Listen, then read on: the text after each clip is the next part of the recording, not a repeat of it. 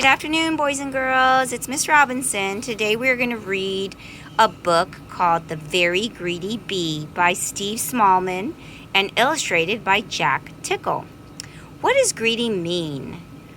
Well, greedy means that you don't like to really share. You want to keep everything to yourself.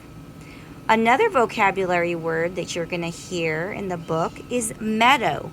Meadow is a field, like a big open field with flowers and grass. Another vocabulary word is trudged. When you trudge, it's like walking, but you kind of walk slow. It's kind of hard to walk, so you're trudging along.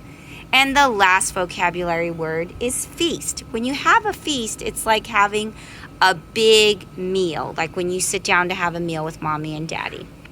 Okay, the very greedy bee. Look at this picture. Do you see anything there? There she is, the queen bee. The very greedy bee. In a busy, buzzy beehive lived a very greedy bee. All the other bees worked hard making honey and cleaning the hive. But the greedy bee spent all day gobbling pollen and guzzling nectar. Slurp, slurp, burp. Slurp, slurp, burp. The greedy bee wouldn't share his nectar with anyone. He wouldn't even let a tired ladybug sit on his flower. "Find your own flower," he shouted. "This one is mine." Eek. Mine. And then one day the greedy bee found a meadow full of the biggest, juiciest flowers he had ever seen. He decided not to tell anyone. "Yummy," he buzzed. "Lots and lots of flowers, and they're all for me." Wow. The greedy bee whizzed and bizzed from flower to flower, slurping and blurping and growing fatter and fatter and fatter and fatter. At last his tummy was full, and he settled down on a pink flower in the warm yellow sunshine and fell fast asleep.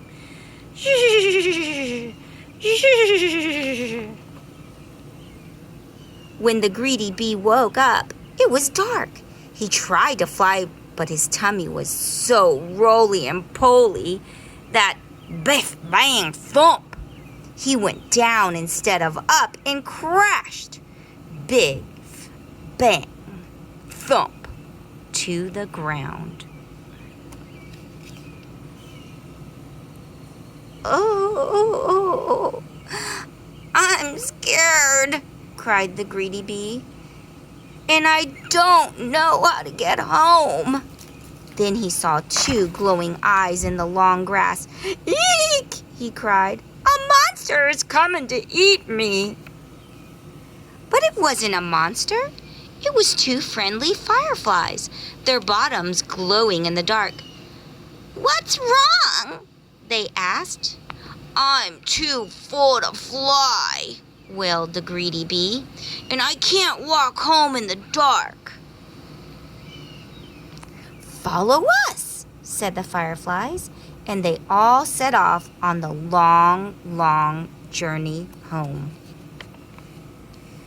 Through forests of flowers and squishy mud, over the hills and under stars trudged the greedy bee.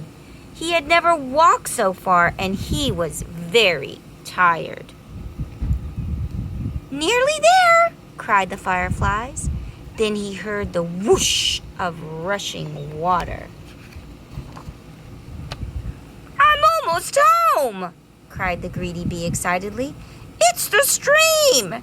And it was, but his hive was on the other side of it. "Oh no," said the greedy bee sadly, flopping down on the grass. "How will I ever get across?" "We will help you," said a tiny ant with a big leaf. The ant and his friends flipped the big leaf into the water. "Jump on!" they cried. Helped by the fireflies, the greedy bee and the ants made their way splishing and splashing to the other side of the stream.